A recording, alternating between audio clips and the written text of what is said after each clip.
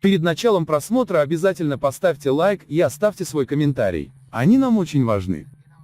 20-летнего парня судят второй раз за уклонение от службы по религиозным причинам. 15 декабря 2020 года в Туркменистане был задержан 20-летний Руслан Артык Мурадов, которого обвиняют в уклонении от воинской службы, сообщает правозащитная организация «Форум-18». Артыков, являющийся членом религиозной организации «Свидетели Иеговы» и отказывающийся служить по религиозным убеждениям, был помещен в СИЗО Туркменабата 18 декабря, где ожидает суда, дата которого пока не назначена. Ранее задержанный уже отбыл 1 год в тюрьме по той же статье. Сообщается, что в случае, если Артыков будет признан виновным, он станет уже 5-м человеком, осужденным дважды за одно и то же преступление, и 25 осужденным за отказ служить с января 2018 года. Все эти приговоры вынесены свидетелем Иеговы.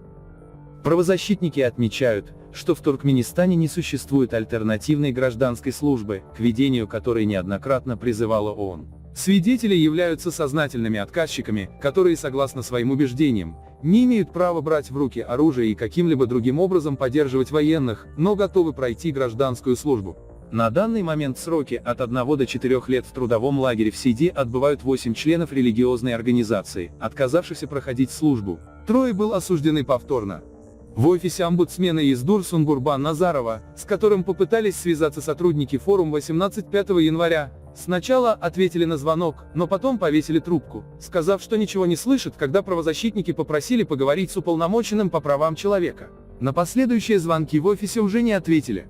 В этот же день глава комиссии по религиозным общинам Юсуп Дурдыев ответил на звонок, но после вопросов о сознательных отказчиках также сказал, что ничего не слышит, и прервал разговор. На последующие звонки он не ответил. Глава комитета по правам человека при Меджлисе Юсупгул Йошев на звонки не ответил.